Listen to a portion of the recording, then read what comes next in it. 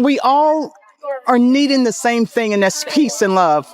I'm not sure what has happened to the United States. We want to make sure that we participate in this so that people understand that every day you can choose peace. Every day you can be a part of something that helps to ensure that people are able to grow. They have a chance to witness the walk for peace from the venerable monks, and they come out with their parents, the siblings, to witness this with their own eyes, and to offer flowers, fruit, water, and to say, I love you, like Mayor just mentioned earlier.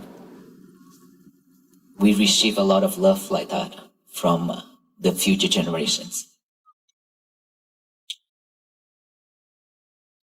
That also embrace our journey so that we will continue to walk until we reach to Washington, D.C.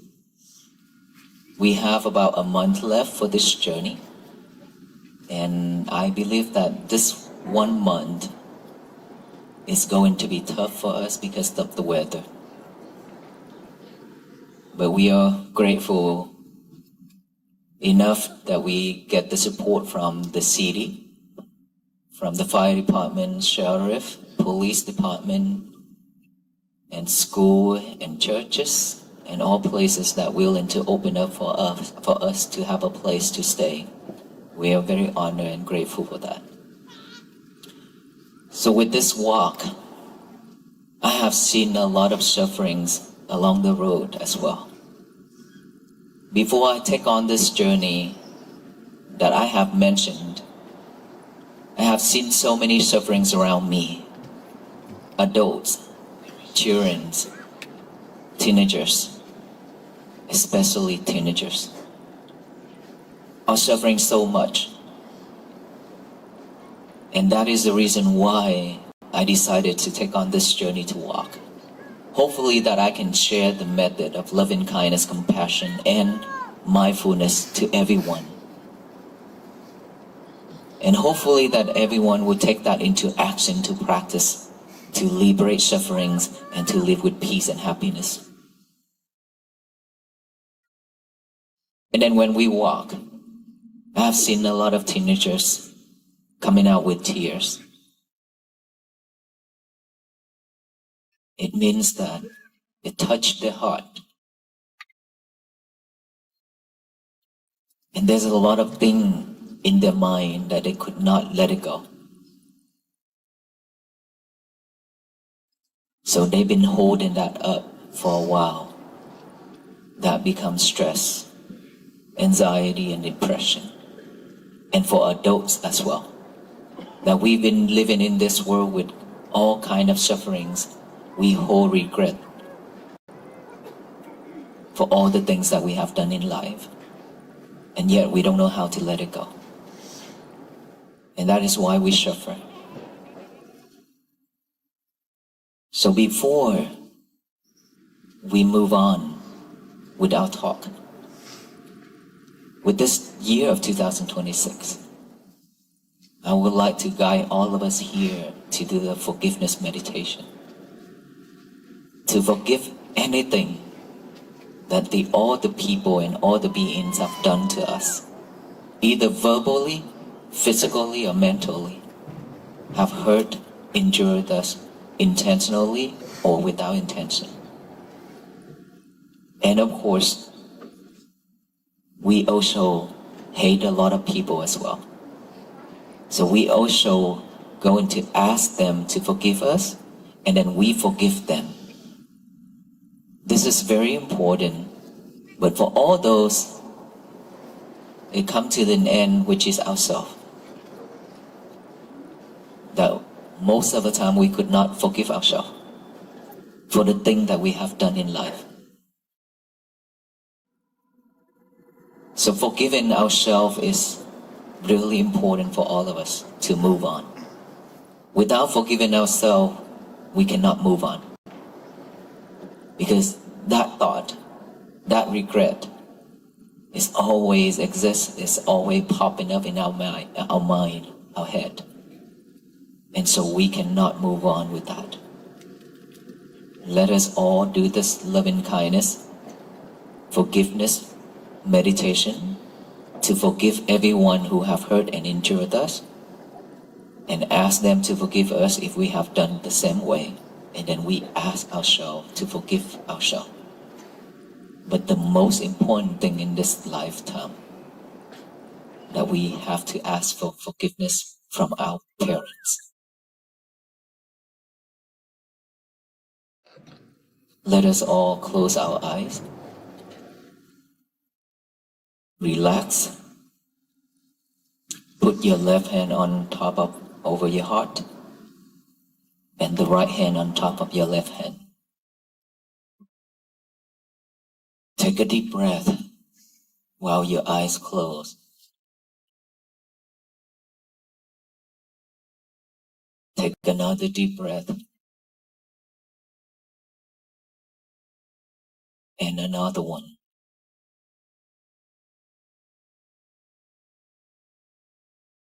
Now feel each and every heartbeat within our heart. Now let us all remember our parents' face. Put their face on our heart. Remember those two faces. Think of them. There are so many times in life when our parents need us, we are not there for them. When they all just want us to give them a call, we say we are busy, we'll call later. But that moment have never come.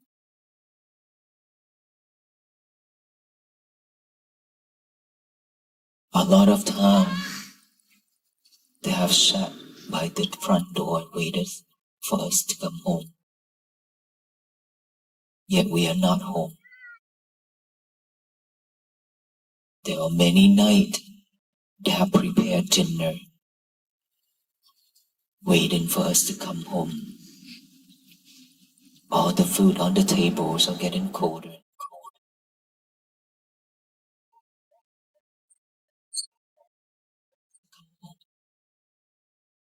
Yet we are not home.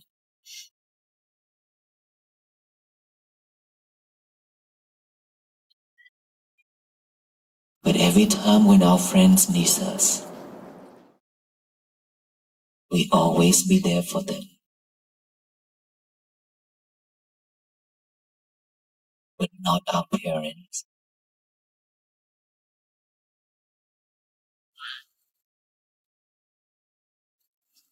There are so many times that we have walked away in front of them.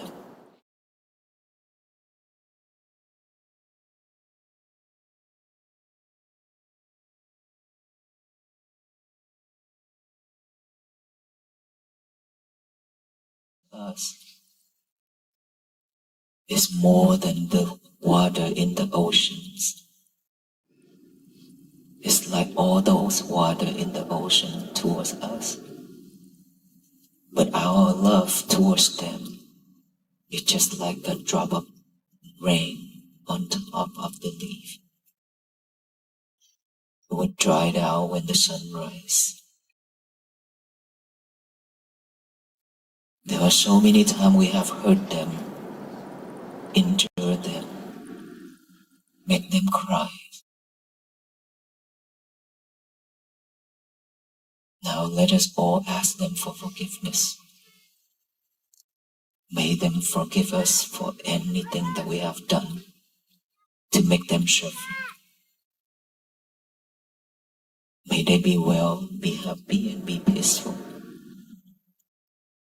And we willing to forgive them for anything that they have said or done that is injured or hurt us. May we be free from all kind of sufferings. May we be well, be happy, and be peaceful. Let us all remember our loved ones, our family members,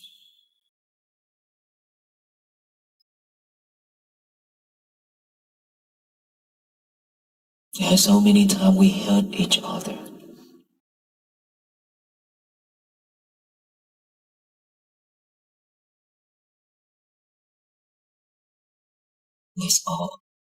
Let all those anger and hatred cease.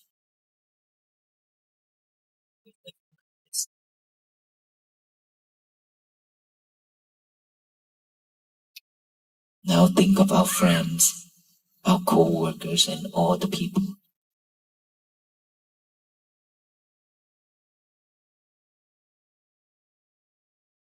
with or without intention. We also forgive them.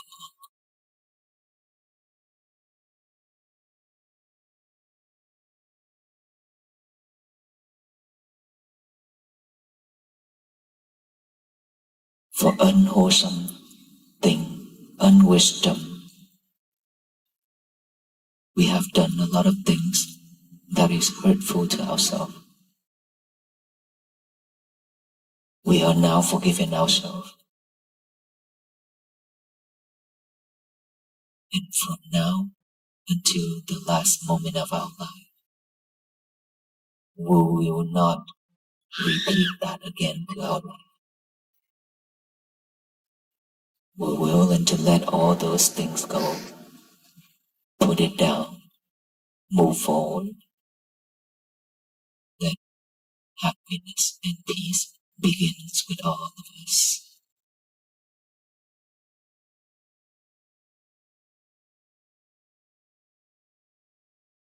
Take another deep breath. And last one.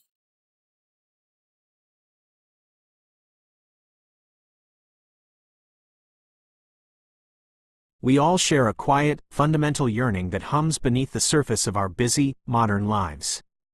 Strip away the titles, the achievements, the endless scrolling, and the frantic pace of our daily routines, and you will find that at our core, we are all needing the exact same thing. We are all walking through this world looking for peace and love. Yet, when we pause to look around, especially in the United States today, it is easy to wonder what has happened to us. We seem to have lost our way in a maze of division, rushing from one task to the next, forgetting the simple, grounding truth of our shared humanity. But we do not have to remain lost. We can choose to participate in the healing of our world. We can remind ourselves, and each other, that every single day is an opportunity to choose peace. Every day, we can be a part of something that nurtures growth, both within ourselves and in our communities. Life is not a sprint to an imaginary finish line, it is a shared journey, a gentle walk.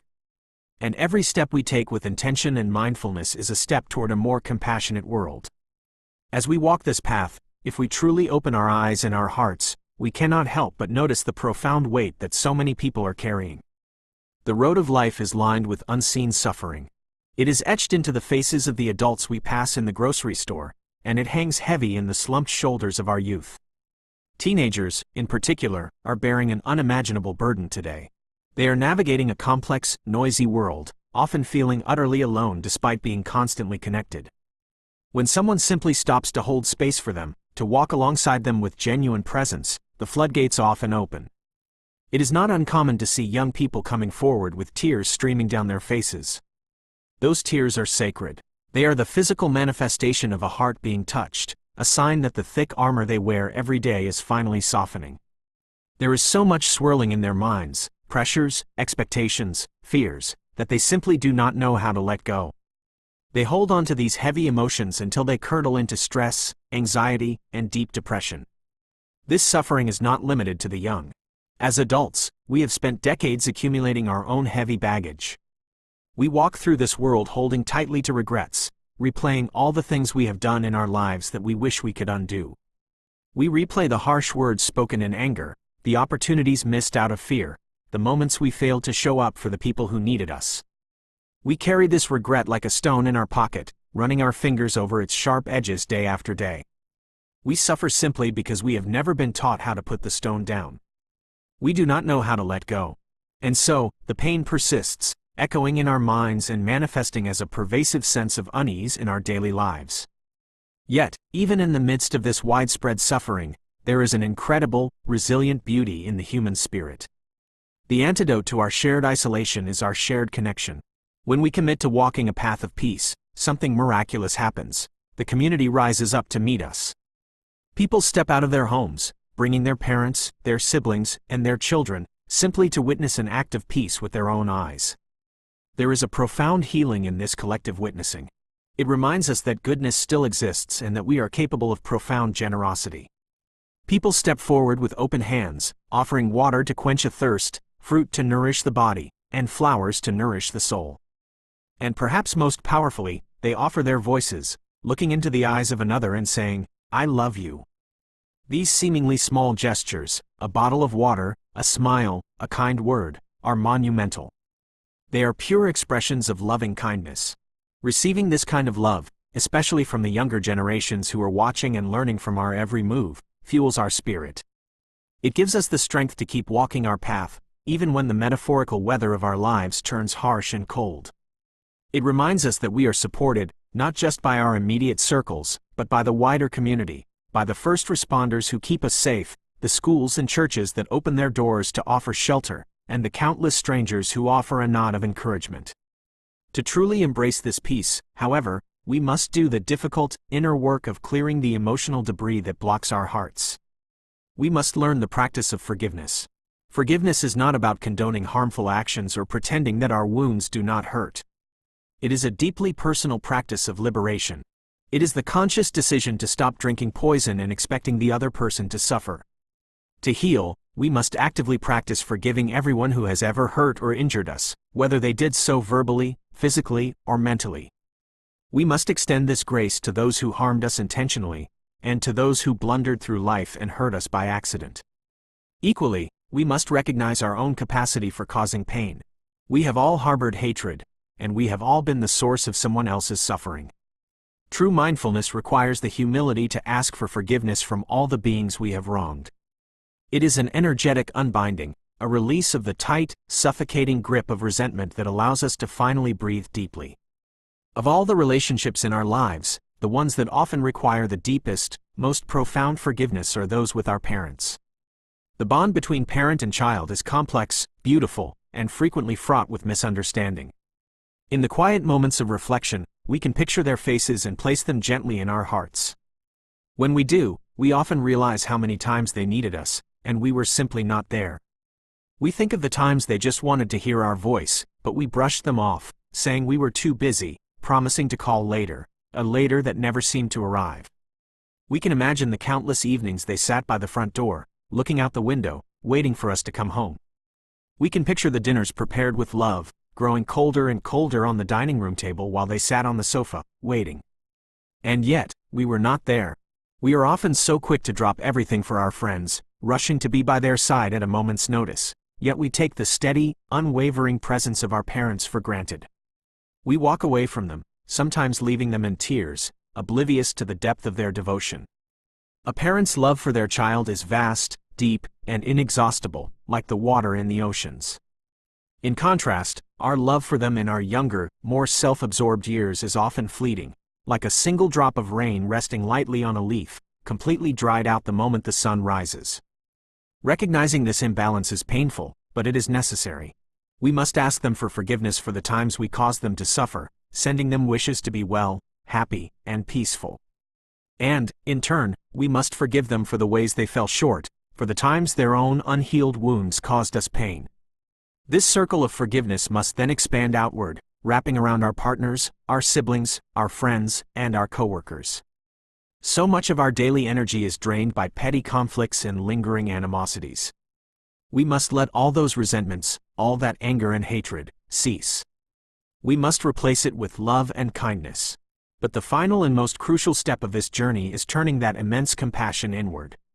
We must forgive ourselves. We have all lived with unwisdom. We have all made choices that were hurtful to ourselves and to others. If we cannot forgive ourselves, we remain stuck. The regret will constantly pop up in our minds, anchoring us to a past we cannot change, making it impossible to move forward. From this moment, right here, until the very last breath of our lives, we can make a vow to not repeat those harmful patterns. We can choose to be willing to let all those heavy things go. We can put the burden down.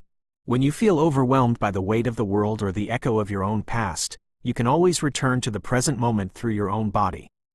You can sit quietly, close your eyes, and place your left hand over your heart, resting your right hand gently on top. If you sit still enough and breathe deeply enough, you will feel it, each and every heartbeat drumming a steady rhythm inside your chest. That heartbeat is a miracle. It is a reminder that you are alive, that you are here, and that every single second is a fresh start. By being fully attentive to your heartbeat, you anchor yourself in the now. You realize that peace is not a distant destination you have to walk thousands of miles to find.